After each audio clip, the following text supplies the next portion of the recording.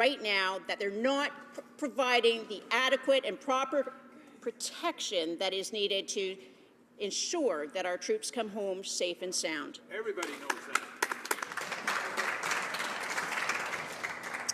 We're going to go to statements by members. Déclaration de député, the honourable member for Steveston, Richmond East. The honourable member for Steveston, Richmond East. January the 30th, I was honoured to attend an evening of education, conversation and reflection at the Al-Zahra Islamic Centre on No. 5 Road in East Richmond. No. 5 Road is affectionately known as Highway to Heaven, where churches stand beside synagogues, stand beside mosques, stand beside temples. This evening was an example of the values, beliefs, and religious tenets that unify all faiths. This event was started 5 years ago by young people from the centre, an event created to communicate the beliefs and practices of the Islamic faith in an interactive and comprehensive way. This year's theme, Diversity in Islam, was designed to highlight and celebrate the differences, but also the unifying universal beliefs which manifest themselves in Islam and all religious faiths. Mr. Speaker, I am proud to salute the youth from my community for fostering this initiative and for creating an atmosphere of openness, dialogue, and unity for the good people of Steveston, East Richmond. The honourable member for Pierre Boucher, Les Patriotes Verchères. Mr. Speaker, this week, the Prime Minister highlighted Louis Riel Day, calling Louis Riel a great contributor to Canadian Confederation. That same confederation that almost exterminated the Métis. Who was the guilty party? John A. Macdonald, a Prime Minister of Canada and a founding father of this confederation, who was honoured by the Heritage Minister. The same John A. Macdonald who said that Louis Riel would be hung even though all the dogs of Quebec bark in his favour. The same John A. Macdonald who took away the right of Chinese citizens to vote, who worked for the slavers during the Civil War, and who let prairie Aboriginal people die of hunger. Yesterday, the Minister of Heritage promised to eliminate all references to Claude Jutras from federal institutions. I would also suggest that the minister do the same with the name of John A. Macdonald. The honourable member for Edmonton West. Thank you, Mr. Speaker. I rise today to recognize a wonderful organization in my riding of Edmonton West. The Elves Special Needs Society is a non-profit organization that has been serving the needs of individuals with disabilities since 1973. Elves Society is unique within Edmonton in that it is the only service provider that offers programming and care from kindergarten to late adulthood for persons with severe disabilities. I had the chance to visit one of the Elves Society's facilities in Edmonton West, and it touched my heart.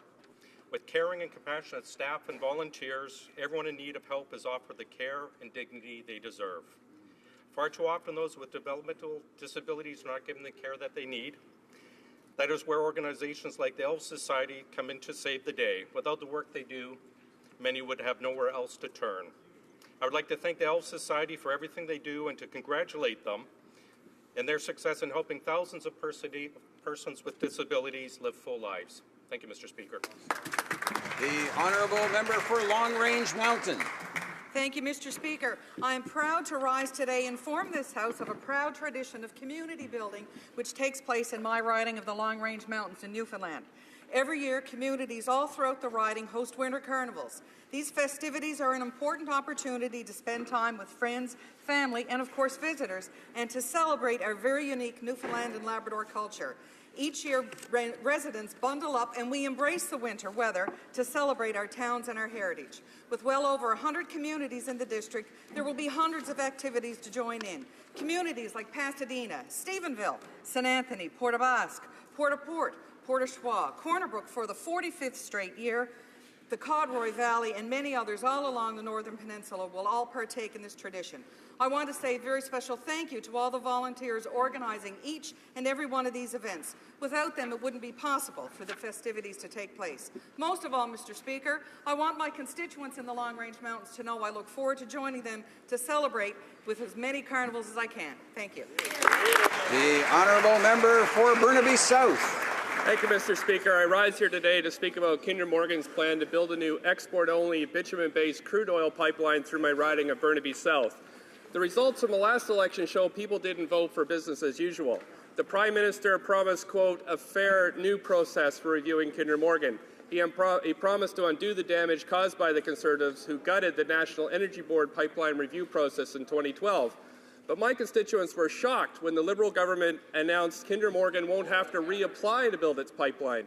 They were shocked when the Liberal government said it will use the exact same NEB process put in place by the Conservatives in 2012. They were shocked when NEB hearings wrapped up last week and they still didn't have their say.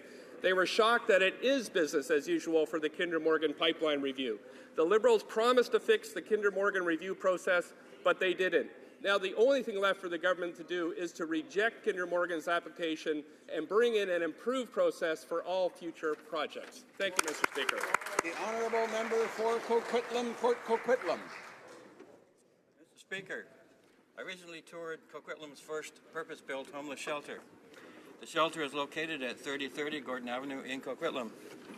The City of Coquitlam, BC Housing, and the Tri-Cities Homelessness Task Group, spearheaded by Mr. Sandy Burpee and hundreds of volunteers, worked tirelessly on this project for over a decade. Together, their work ensured that it opened on schedule this December. Operated by Rain City Housing, the residence provides up to 60 beds for men and women, where individuals are provided 3 meals a day. A final 30 beds are self-contained transitional housing units. Homelessness is an often ignored epidemic. This facility offers a safe and secure place for those who are most vulnerable, empowering them with the tools they need to transition back into their own homes and lead more fulfilling lives. I'm proud to recognize such an organization within my community. The honourable member for Stormont, Dundas, South Glengarry. Mr. Speaker, I have had the honour of serving as Stormont, Dundas, and South Glengarry's federal voice for nearly 12 years. And, Mr. Speaker, I am most proud of the work done by my top-notch staff and volunteers in the riding. We are one of the busiest constituencies in the country. In the past 12 years, our team has processed over 57,000 passport applications. We have handled over 9,000 files. We have helped over 1,500 families receive $12 million through the Disability Tax Credit Program, Mr. Speaker. And last year, we partnered with local volunteers through our CRA's Community Volunteer Income Tax Program to complete 4,000 income tax returns for lower and fixed income residents. Mr. Speaker, I'm sure all members here will agree that our staff are the backbone of our success. That is why I'm so grateful to Eric, Francine, Denise, Nicole, Sue, Stephanie, Claire, Rosemary, and all our income tax clinic volunteers for the fantastic work they do, Mr. Speaker. Thank you. The honourable member for London West. Mr. Speaker, I would like to take a moment to recognize Emma Donoghue, a constituent of London West whose first feature film, Room, has been nominated for 4 Academy Awards, including Best Adapted Screenplay, Best Director, Best Actress, and Best Picture. Emma Donoghue is an award-winning Irish-Canadian playwright, literary historian, novelist, and screenwriter. Her 2010 novel, Room, was an international bestseller and finalist for the Man Booker Prize. She has also been recognized with the Stonewall Book Award in 1997 and the Farrell Grumley Award in 2002 for excellence in LGBT fiction. I join all Canadians in congratulating Ms. Donoghue on this spectacular achievement and know that we will all be cheering her on to bring home an Oscar on February 28th. Thank you, Mr. Speaker. The honourable member for Cloverdale, Langley City. Mr. Speaker, in the coming weeks, Canadian medical students will hear news of their residency placements. This week is National Residence Week that recognizes the contributions of more than 9,000 medical residents who are a valued and critical part of Canadian healthcare delivery. Residency sees newly minted doctors move from medical school to advanced training in their chosen specialty. Residency is an important part of our country's training for emerging physicians. I can speak to the demands of residency programs, having watched my wife go through the rigors of residency several years back. My wife's program involved an entirely female cohort of 8 residents in Chilliwack, BC. Our family, including our 3 young children, met these female colleagues on several occasions. We finally had an opportunity to meet the second-year residents that included several men. My 5-year-old daughter was perplexed by this development, wondering if boys could also be doctors. I commend the women and men who are currently in the residency programs across Canada. And to the residents, I look forward to seeing you successfully complete your training and join your colleagues in providing the excellent medical services that define part of who we are as Canadians. Thank you. The honourable member for Peace River Westlaw. Mr. Speaker, I rise in the House today to pay tribute to a former Member of Parliament, Mr. Dave Chatters. Dave served as a Member of Parliament for 12 years in the ridings of Athabasca and Peace River St. Paul from 1993 until 2006. Sadly, on January 25th, Dave passed away at the age of 69 from pancreatic cancer. As a Member of Parliament, Dave was committed to serving his constituents and took this role seriously. Even today, his work ethic in the community is fondly remembered. In the House, Dave served as a senior opposition critic for natural resources for over 10 years and chaired the Standing Committee on Access to Information, Privacy and Ethics. A true conservative, Dave Chatters was a man dedicated to his riding, his province, his country. His service in our nation made Canada a better place. On behalf of this House, I extend my condolences to Dave's loved ones, including his wife of 48 years, Evie, his 2 sons, Gary and Matt, his grandchildren, and his great-grandchildren.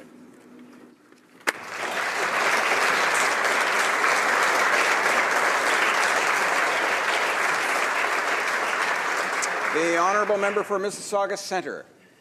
Mr. Speaker, with the upcoming travel season during March break, I would like to inform the House and Canadians about a great new tool. Last December, the government launched its new Travel Smart app. It's a one-stop shop for international travel information and advice. Travel Smart will provide Canadians with timely information on security conditions, health considerations, changing entry and exit requirements, passport validity, and wait times at border crossings. Most importantly, it provides emergency contact information for Canadian embassies and consulates and allows users to register so they can be reached in case of an emergency. The Smart Travel app is a new tool that reflects our priority, helping all Canadians to travel safely around the world.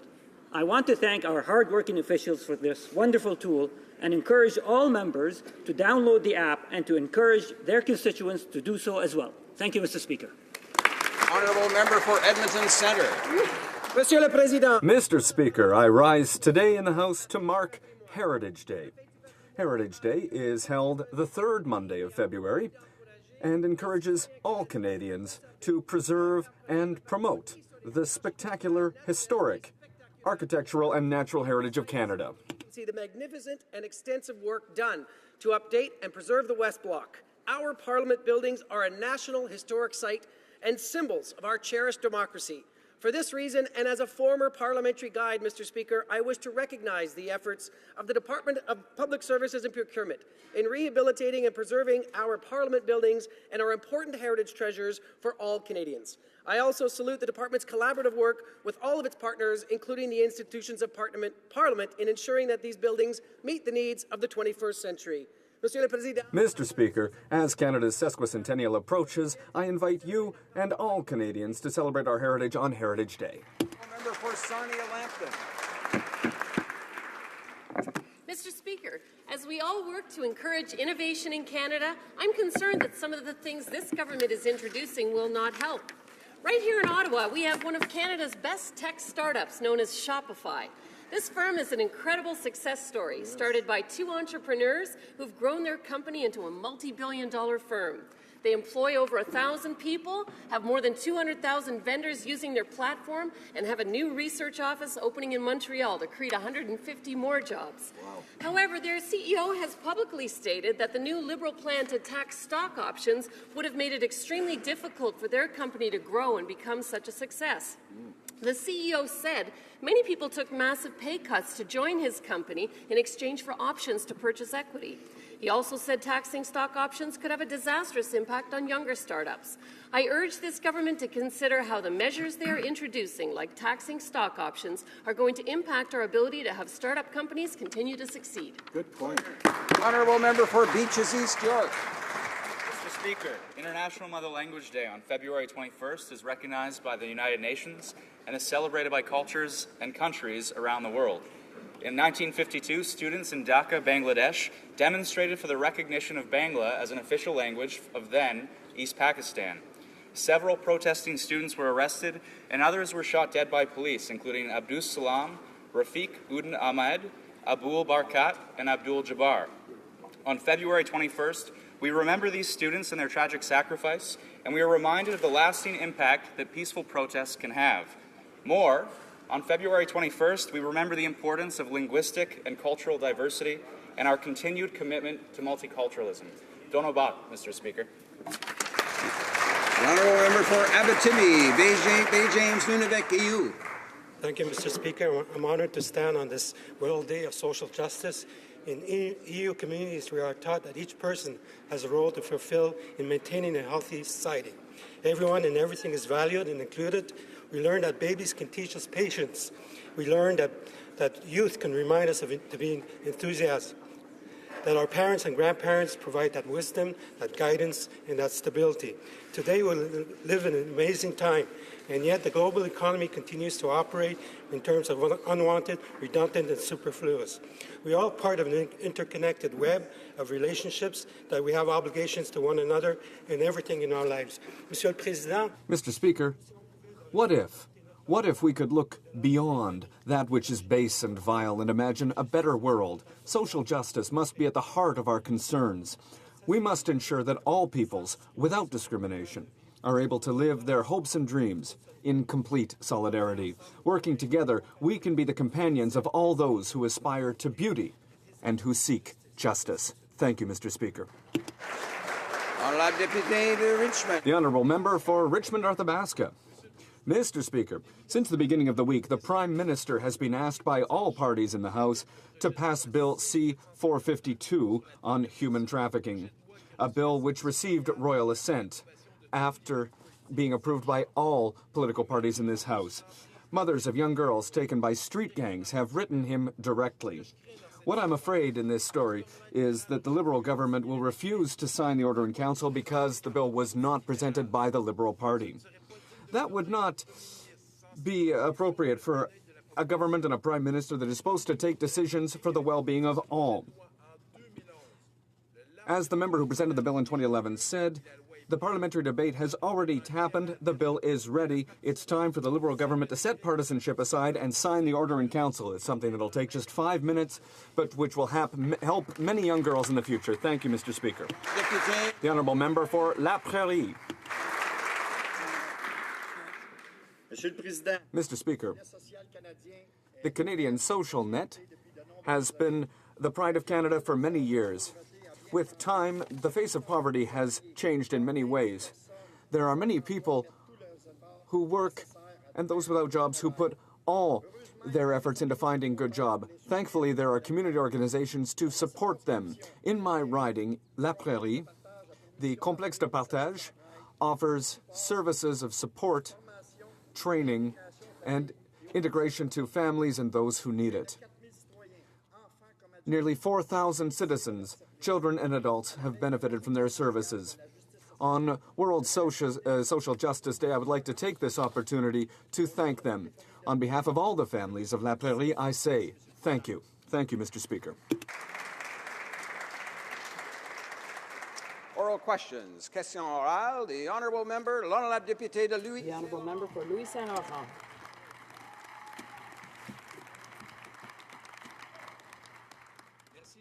Thank you, Mr. Speaker. Throughout the week, we, the Conservative members, have asked the government when they would be retaking control of the public purse. Unfortunately, we haven't had the slightest hint of an answer that made any sense. Nothing at all. Mr. Speaker, it's clear that if the Prime Minister was heading up a business, he would have lost his job long ago. When will the Prime Minister stop or managing the state like a good father would? The Honourable President of the Treasury Board. Mr. Speaker, we were elected with a mandate to implement a plan for our economy, and we're going to continue to make the significant investments to do so because it's a priority for our government but it's more important to recognize that it is a priority for Canadians. The Honourable Member for Louis Saint Laurent. Mr. Speaker, would like to answer that we were elected, yes, but we were elected to have a $10 billion maximum deficit. And the changes we've already made to the income tax is going to result in a $1.7 billion deficit. Now it's the F-35. Maybe yes, maybe no. The question's easy. What's your next broken promise going to be? The Honourable President of the Treasury Board. Clear that we are doing the right thing by investing in infrastructure, by giving middle-income Canadians a break, by helping low-income families with a new Canada Child Benefit. Mr. Speaker, we're doing what economists like Larry Summers, former U.S. Treasury Secretary, says is the right thing to do. We're doing what David Dodge, the former governor of the Bank of Canada, says is the right thing to do. We are listening to experts, not to the Conservatives from whom we inherited debt and deficits and a low-growth economy.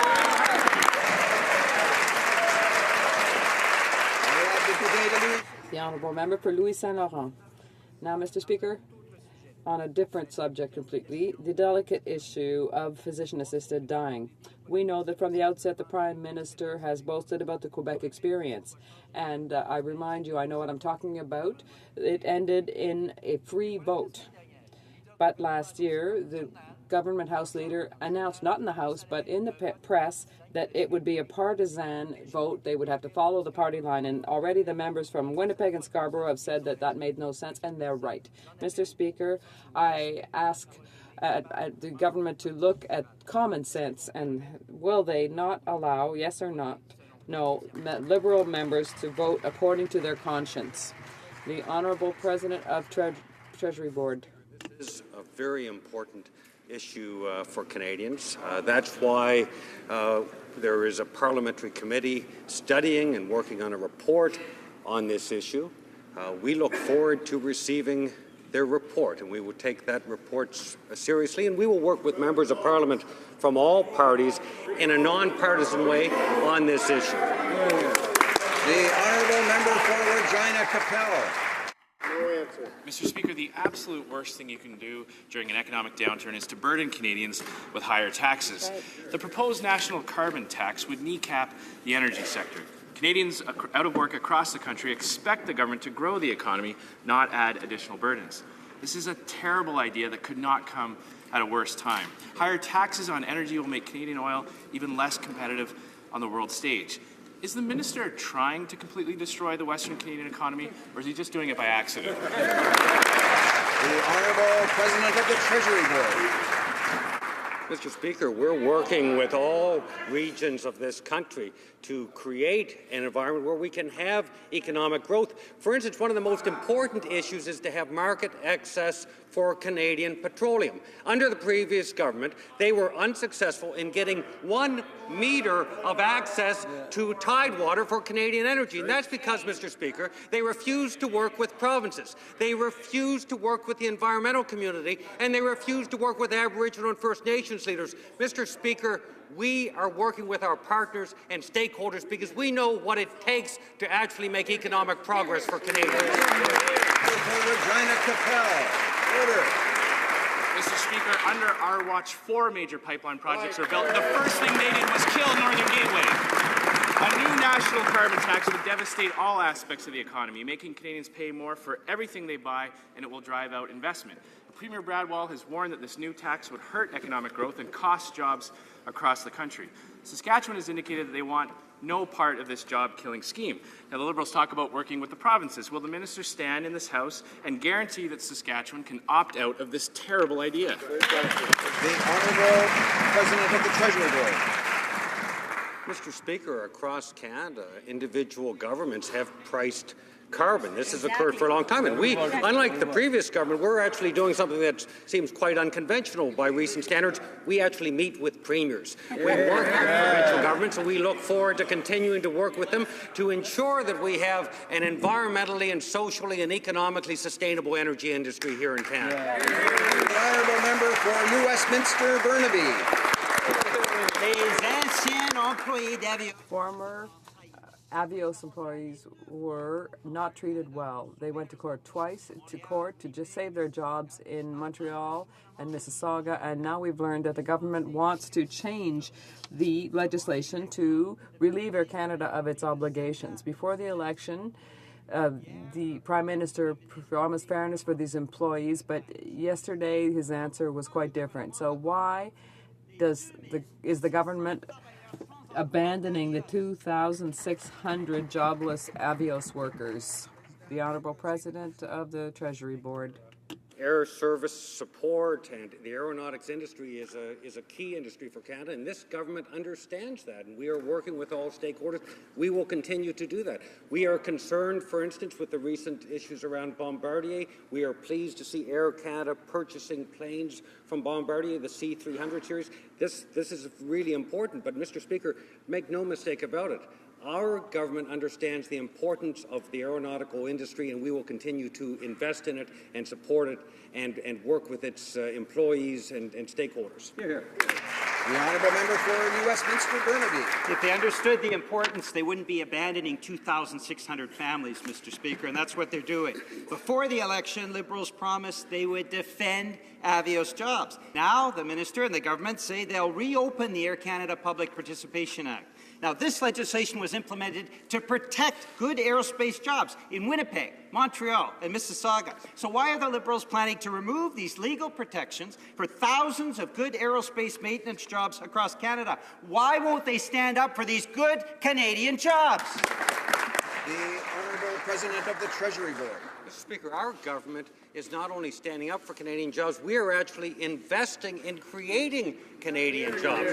We are investing in science. We are investing in innovation. We are investing in infrastructure, the kinds of investments that will create the jobs of today and tomorrow, Mr. Speaker, because we understand the importance of investing in Canadians and investing in Canadian innovation. The Honourable Member for Saint-Hyacinthe-Bagotte.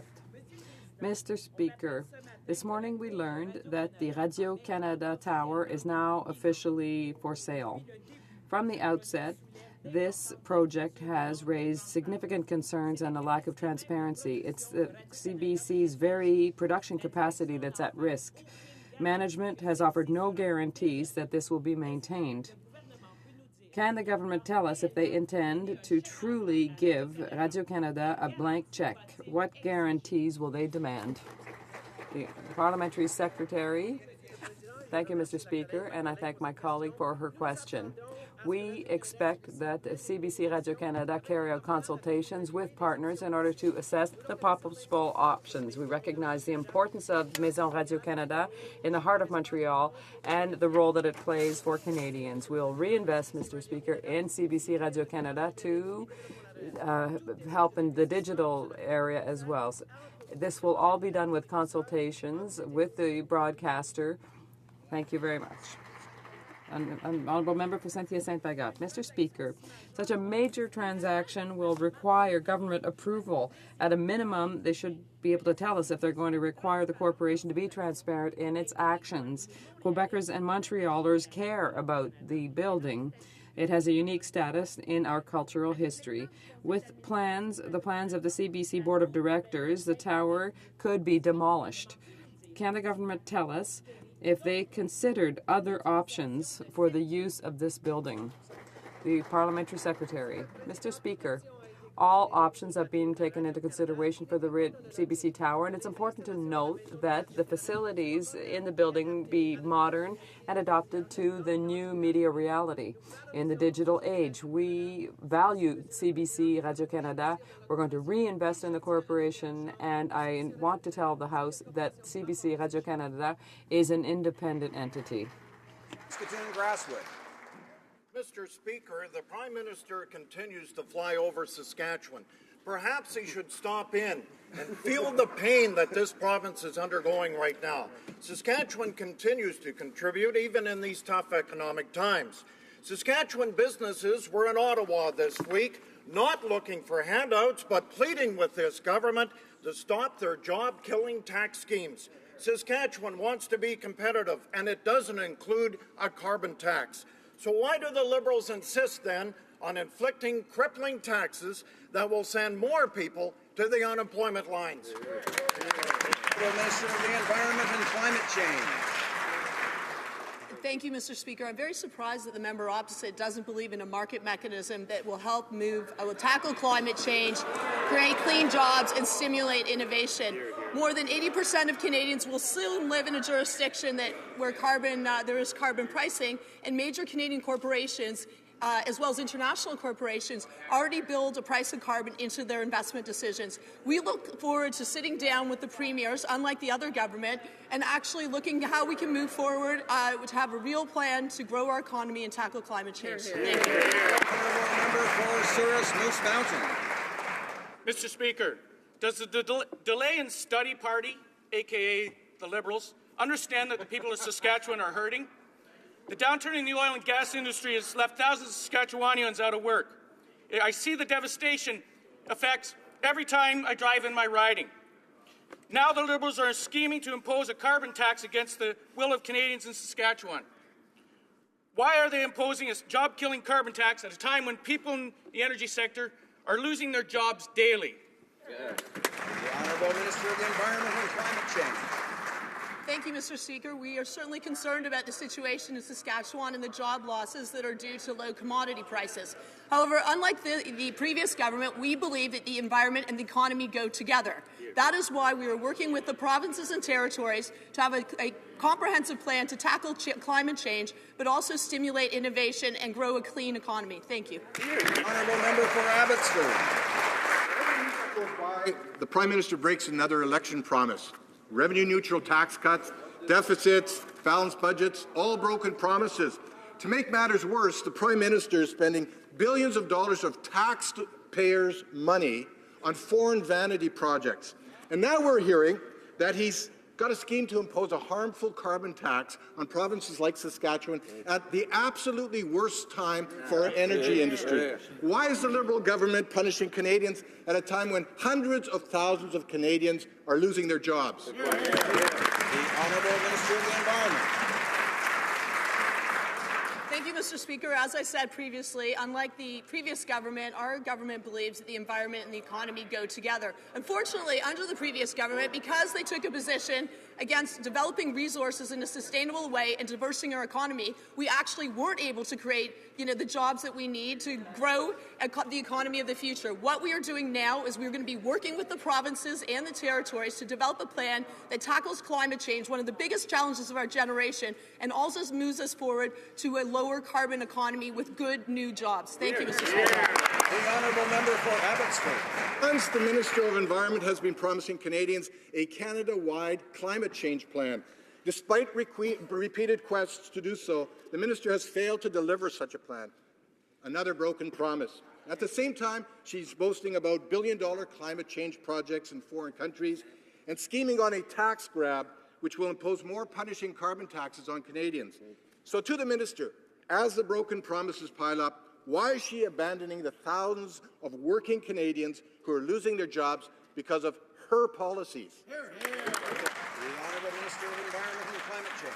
Thank you, Mr. Speaker. As the member opposite well knows, I've sat down with the members, with the representatives, my counterparts from the provinces and territories, to talk about a pan-Canadian plan to tackle climate change, but also to set our economy on a new path where we have sustainable growth. We have done this. The Prime Minister is meeting on March 3rd with the premiers and the premiers of the provinces as well as the territories to actually develop this pan-Canadian plan, and we're well aware of the challenges faced by Saskatchewan and other provinces, and that's why we're going to invest in green infrastructure and how we're going to create clean jobs. Thank you.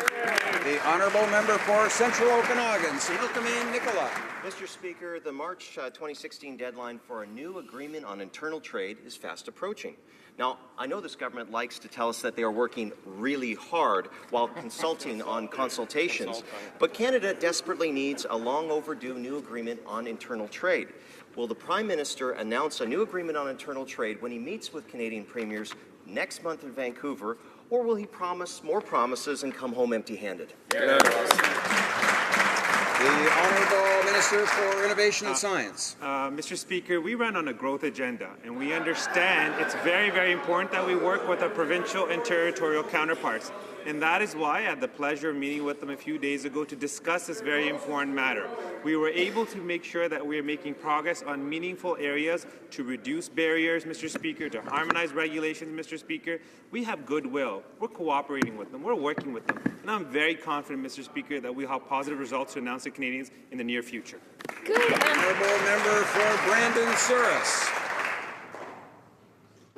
The Honourable Member for Brandon Souris. Speaker, according to the recent report from the National Bank of Canada, the Liberals are on track to add $90 billion to Canada's debt. In Manitoba, we witnessed how runaway NDP deficits have destroyed our province's credit rating, while Premier Selinger has raised taxes and drove away business. Mr. Speaker, the tax and spend policies of the NDP in Manitoba didn't work. So can this finance minister tell us why his Liberal government, his new Liberal government, wants to burden Canadians by repeating these terrible NDP mistakes? The Honourable Parliament Secretary to the Minister of Finance. Mr. Speaker, I want to thank my honourable colleague for his question.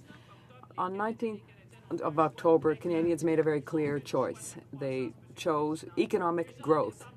Already in December, we started with our plan to reduce taxes for the middle class that benefits 9 million Canadians.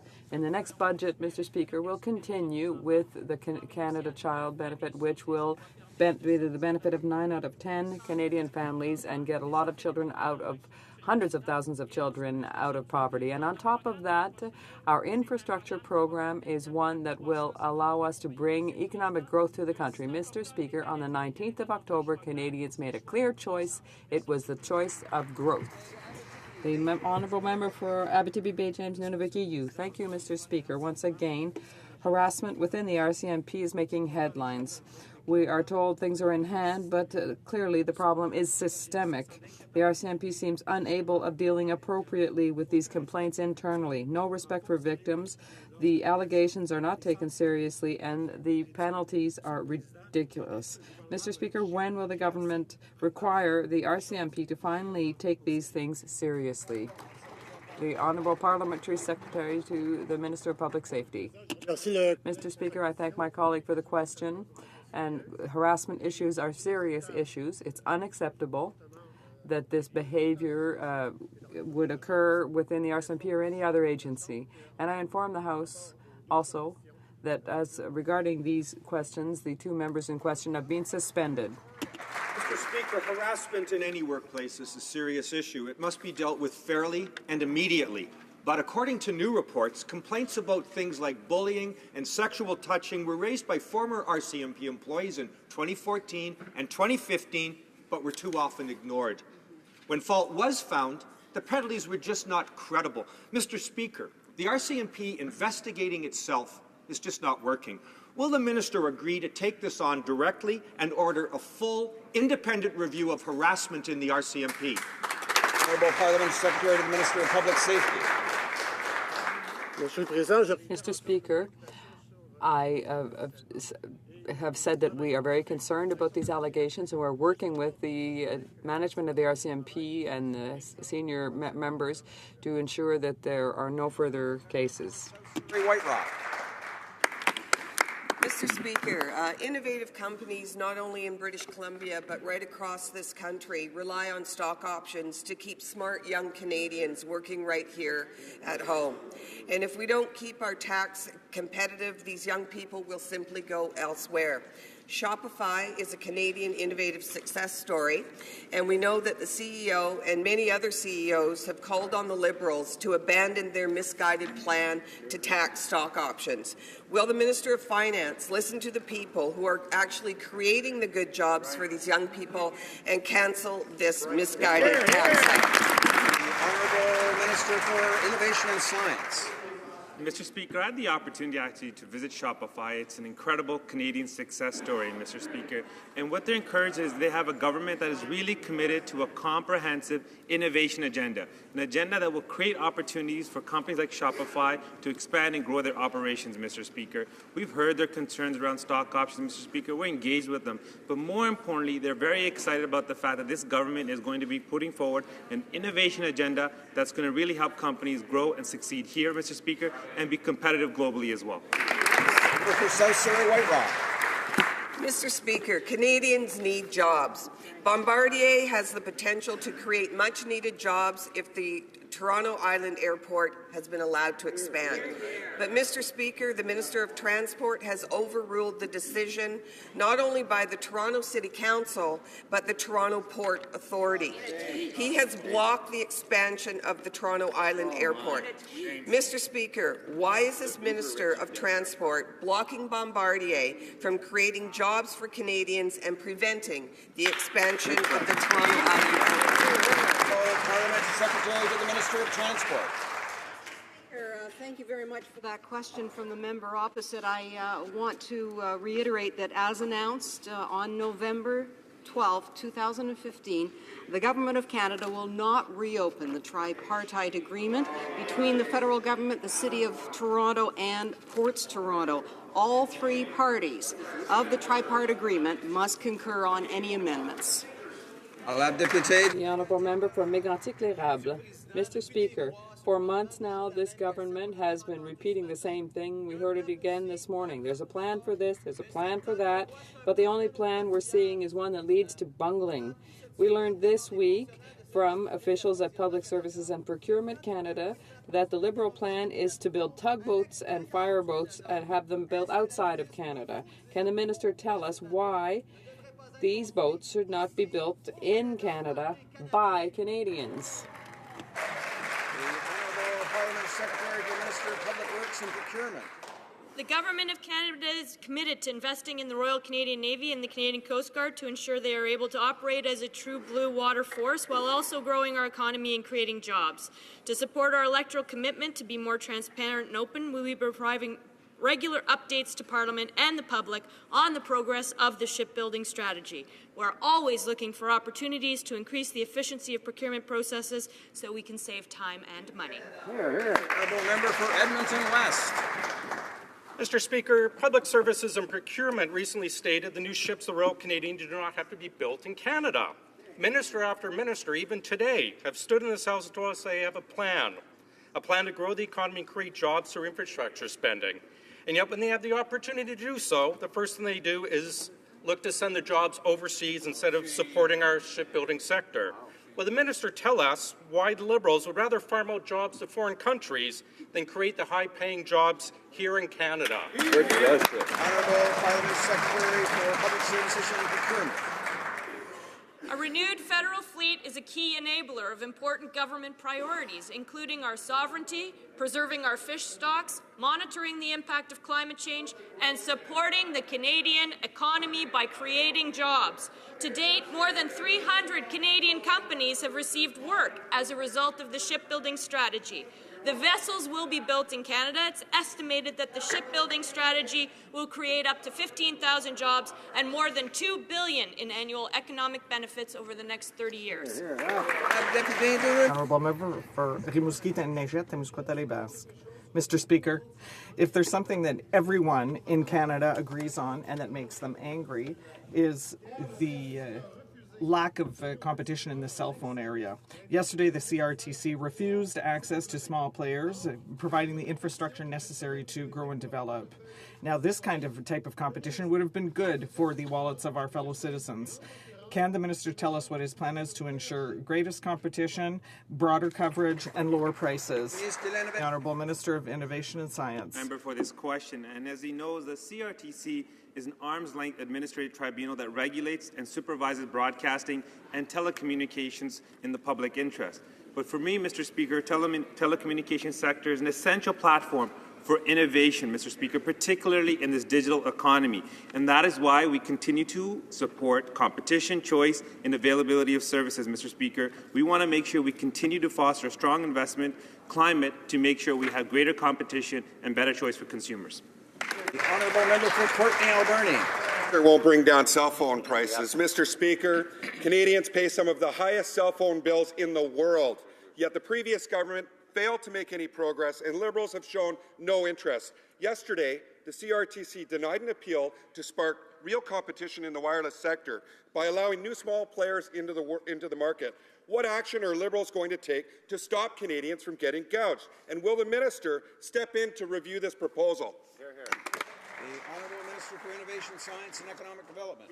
Mr. Speaker, we remain engaged with consumers. We remain engaged, Mr. Speaker, with the companies that have brought forward this proposal, Mr. Speaker. We want to make sure we create an environment for them to be able to provide their services, Mr. Speaker.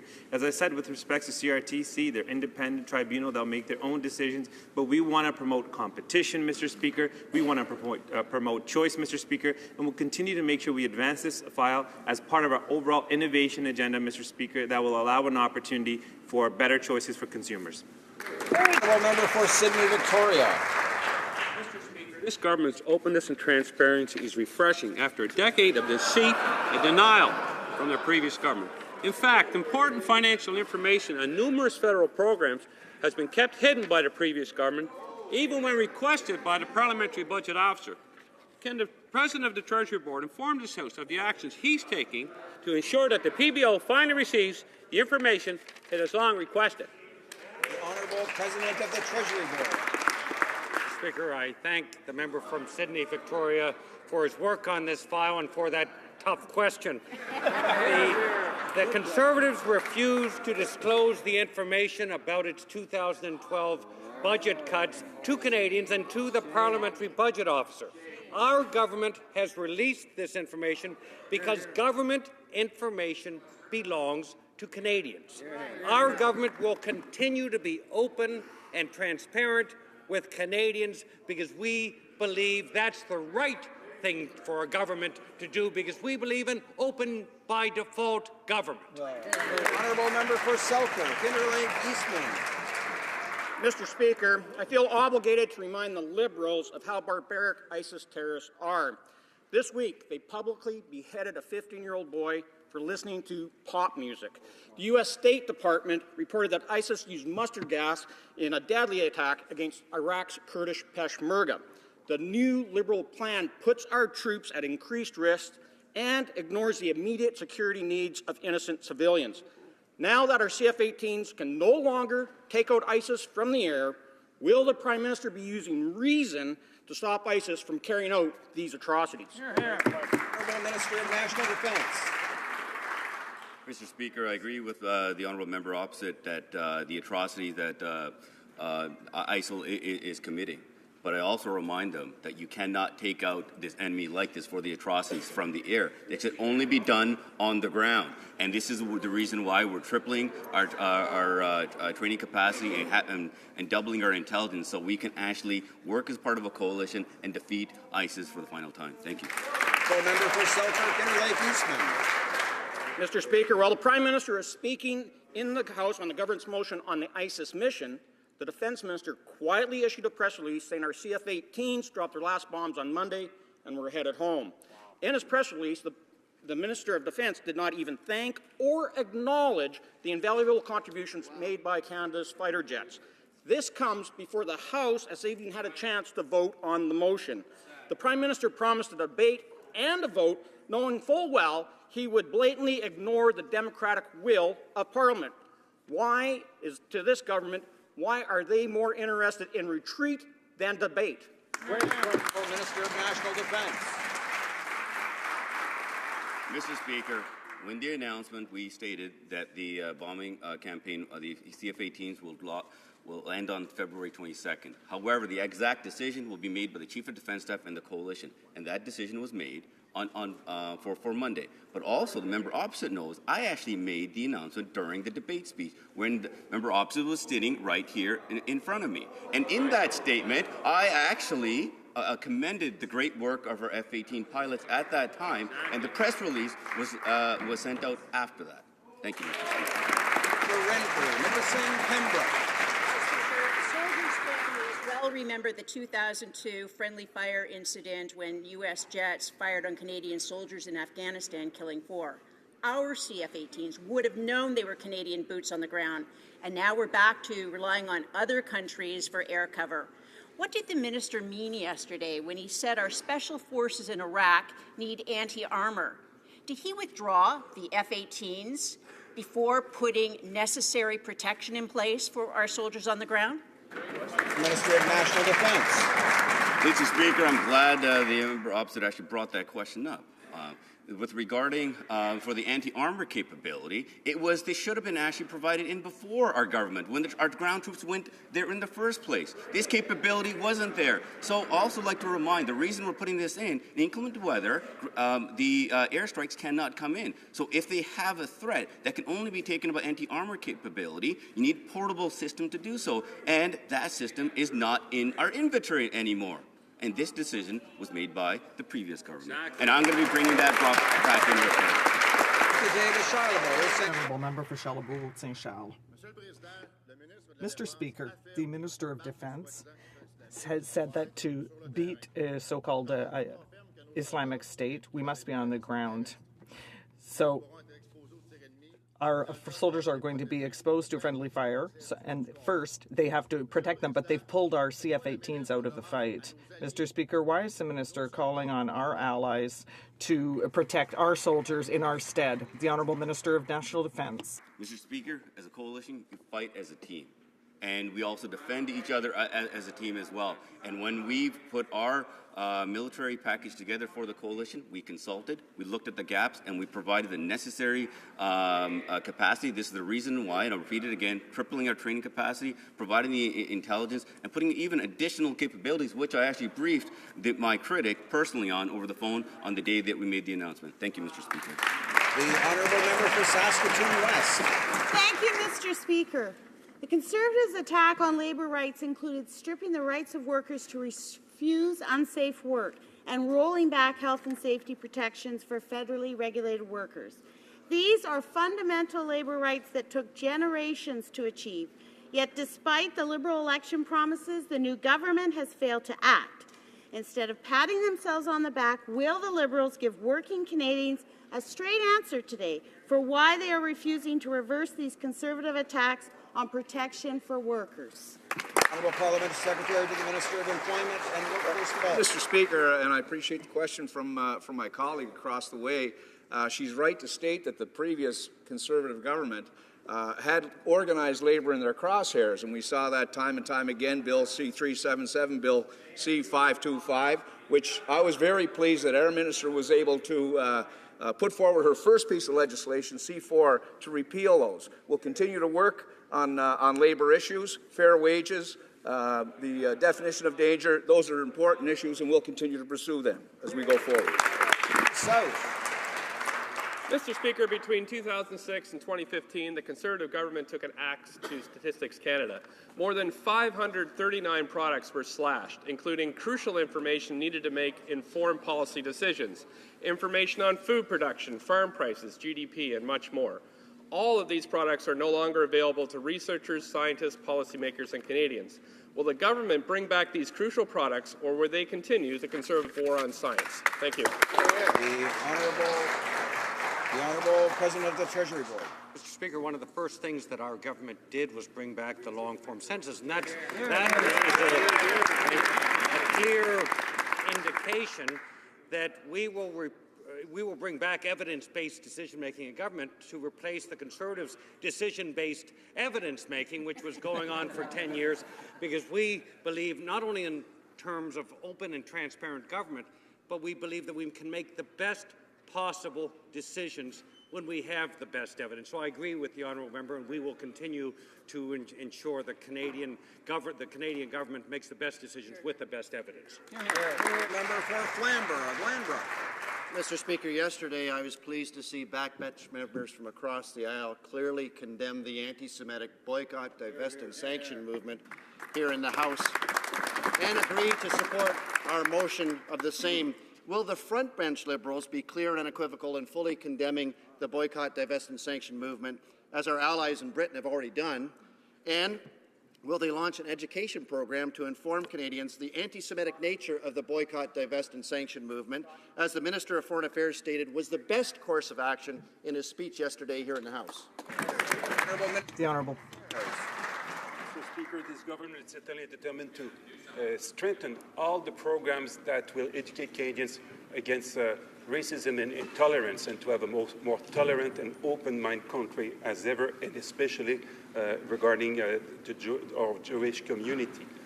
This being said, the attempt of the Conservatives to divide this House on this issue has failed yesterday and will always fail as long as we have this government in place. The honourable member for Barrie, Springwater, Oro-Medonte. Thank you, Mr. Speaker. Yesterday, the Minister of Foreign Affairs said his only goal was to free, quote, every Canadian in trouble around the world. Ernest Fenwick McIntosh is a Canadian and a convicted pedophile. He's in jail in Nepal right now for sexually assaulting a child. In 1997, the government issued a passport when they shouldn't have. Is this someone that the Liberals want to bring back to Canada? The Honourable Minister of Foreign Affairs. Mr. Speaker, Canada will be there to give consular help to Canadians when it is appropriate, and all the help they're entitled to have. What we want to free are the Canadians that are unfairly put in jail everywhere in the world. This is what I want to say, and if it was not clear for my colleague, I'm pleased to clarify that for him today. I hope it's clear now. The honourable member for Carleton. Mr. Speaker, if you're visually impaired and you love to read, the good news is that there are 285,000 books in Braille, audio, and large print available around the world, in addition to what's already available at home. The problem is copyright laws keep those books out of this country. That's the bad news. Last spring, our government introduced legislation to change copyright and implement the Marrakesh Treaty in order to make more than 250,000 books available to the visually impaired at zero cost to taxpayers. I wonder if the government would commit today to reintroducing this legislation and working with all parliamentarians to pass it as quickly as possible. Honourable Minister of Innovation, Science and Economic Development. Mr. Speaker, I'd like to thank the member for his very thoughtful question, and I want to say that we do support the treaty, Mr. Speaker, because we understand that many Canadians live with print disability, and for these Canadians, it can be especially difficult to obtain access to the printed material they need to participate in the economy and our society. This government is working to address this challenge by facilitating for persons with a print disability to be published works around areas of audio and large print to provide greater accessibility and opportunities for all Canadians, Mr. Speaker. I'll continue to work with the member opposite on this very important matter, Mr. Speaker, and we'll make sure we advance this. As I said from the beginning, we do support this very important treaty. The honourable member for Chicoutimi-Le-Fjord. Mr. Speaker, the humanitarian tragedy caused by the forced displacement of people in Syria reminds us of our responsibility with regard to development assistance. Can the Minister of International Development and La Francophonie explain to us what the impact her new efforts will have on people and refugees in this region of the world? The Honourable Minister. Mr. Speaker, I'd like to thank my colleague for his interest in this topic. During my recent visit to the Zatari camp that has 4,000 refugees in Jordan, I could see the impressive work being done by our humanitarian partners, including the grocery that was set up by the World Food Programme and the UN Health Clinic for the refugees to allow for 5,000 safe births to occur. The UNICEF is also working in the schools there. Canadians can be proud of their contribution. Thank you. Member for Elgin, Middlesex, London. Mr. Speaker, this government is out of touch with Canadians. In just 100 days, they have done nothing to help the most vulnerable in society. Zero. They have done nothing to help the low-income families, and they continue to keep them in the dark. Why is the minister making mums and dads wait months to hear their latest tax scheme? How are families supposed to plan their budgets when they are being told to hang in there till July 1st? The Honourable Parliament Secretary to the Minister of Finance. Mr. Speaker, I'd like to thank my colleague for her question. Now, I don't quite understand her, because if there is one party that has been clear on its plan for the middle class, well, then it's the current government. Mr. Speaker, we have reduced taxes for the middle class. That's a measure that will help more than 9 million Canadians, Mr. Speaker. We even told our colleagues on the other side, and we told all Canadians, that in the next budget there will be the Canada Child Benefit. In our next budget, that will help more than 9 out of 10 families, in addition to our infrastructure program. Mr. Speaker, we have a complete program to relaunch the economy, to help children, and to help the middle class. Member for Avalon. Mr. Speaker, when Canadian Forces members are deployed across the world, their spouses and their children are just as much a part of that deployment. They live it alongside our servicemen and women as if they were on the front lines also. Coming home, wounded or not, families are the primary support for Forces members and veterans. This government promised to do more to support families as they support veterans. Can the Minister of Veteran Affairs tell us what steps he's taken to begin this work? Good question. Honourable Minister of Veterans Affairs. Mr. Speaker, I would like to thank my colleague from Avalon for his advocacy on behalf of veterans and their families. The Prime Minister gave me a mandate to ensure veterans receive the care, compassion, and respect they deserve. Families are the cornerstone of a return to wellness. We were proud to announce 2 new tools, the OSI Resource for Caregivers and the Veterans Mental Health Tutorial. These online resources will help to better understand veterans' mental health issues and reduce stigma. These are just the first steps in a better approach. Honourable Member for Oshawa. Mr. Speaker, a search for Zika virus prevention in Canada on the Health Canada website yields nothing. The United States, Brazil, and many other countries have shown their citizens that they have preventative measures in place. Here in Canada, however, we have heard nothing from the Minister to explain to Canadians what she is doing to protect against Zika. Mr. Speaker, why has the Minister done nothing to protect Canadians against this virus? Honourable Minister of Health. Mr. Speaker, the matter of the Zika virus epidemic is something that we have taken very seriously, and my colleagues in the Public Health Agency of Canada have been very active on this file on a daily basis, collaborating with our international partners at the World Health Organization. We have advised Canadians every day to make sure that they are taking protective measures if it's necessary for them to travel to affected regions, and we have also advised that if women are pregnant or considering pregnancy, that they avoid travel to affected countries, and all of that information is available at travel.gc.ca. The Honourable Member for Manicouagan. Mr. Speaker, yesterday, the Minister of International Trade confirmed that her government officials were negotiating a new softwood lumber agreement because, and I quote her, it's essential for Canadians. But for certain cities of Quebec, it's more than essential, it's absolutely vital. In fact, according to the Quebec Federation of Municipalities, some 20,000 Quebecers have lost their jobs in the forest industry over the past 10 years. What does the minister intend to do to ensure that this new agreement recognizes the Quebec Forestry Development Plan? And may I remind her that it is essential for Abitibi, Côte-Nord, and other regions, and that this not be considered a subsidy as the United States claim. The Honourable Minister of International Trade. Thank you very much for the question. This matter is an absolute priority. The objective of maintaining stable access to the Canadian lumber industry is important. We will continue to work with our partners, and we're working very hard on this issue. This issue was raised explicitly with the President Obama and his officials, as well as with the Secretary of Trade and other officials. Hard on this file. It's important for Quebec, for BC, Alberta, Saskatchewan, Ontario, the Maritimes. We know it's important. We're hard at work. The Honourable Member for Pierre-Boucher, Les Patriotes Verchères. Mr. Speaker, after having threatened Quebec with cuts to equalization payments and transfers, the Premier of Saskatchewan is now calling for any assistance to Bombardier to be conditional upon the approval of the Energy East pipeline. Instead of stooping to this kind of vulgar bartering, will the government, without delay, provide assistance to Bombardier as it did for the auto sector in Ontario?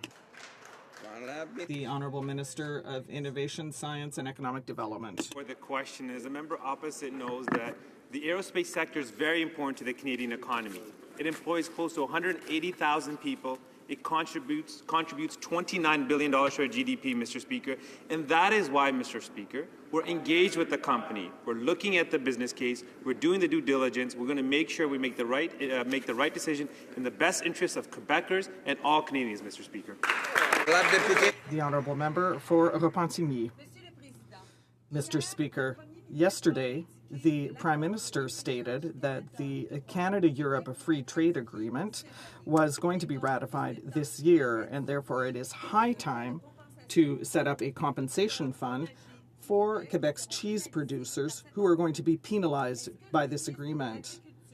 Can the Minister of Agriculture promise that he will respect his government's commitments and set up said compensation fund for cheese producers in Quebec that meets their expectations? The Honourable Parliament Secretary to the Minister of Agriculture. Mr. Speaker, I would like to thank my colleague for her question. The Canadian government supports this agreement and the implementation of CETA. It stimulates investments, opens markets, creates jobs, and provides numerous advantages for Canadian consumers. This agreement will improve access to export markets for export and import markets for agricultural products in Canada. We are working hard with the departments involved and provincial and territorial officials on putting in place this agreement. Ça va conclure les questions orales pour aujourd'hui.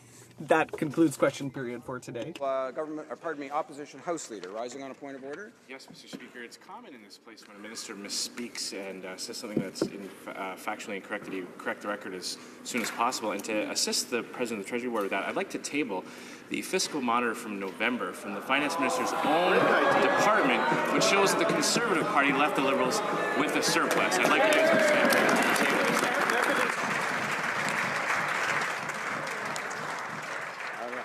If there is unanimous consent for the Honourable Opposition House Leader, I don't think I'm not seeing any consent there. Okay, tabling of documents, dépôt de documents. The Honourable President of the Treasury Board. Mr. Speaker, I have a message from His Excellency the Governor General, signed by the Deputy of the Governor General. Yes, yeah.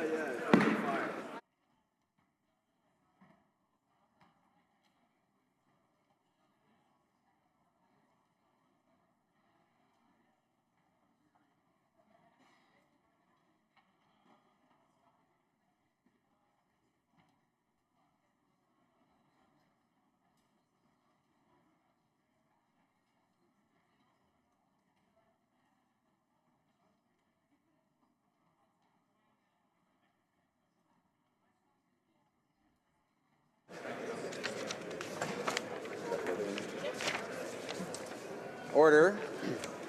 His Excellency the Governor-General transmits to the House of Commons the Supplementary Estimate C of sums required to defray expenses of the Federal Public Administration for the fiscal year ending March 31st, 2016, and in accordance with Section 50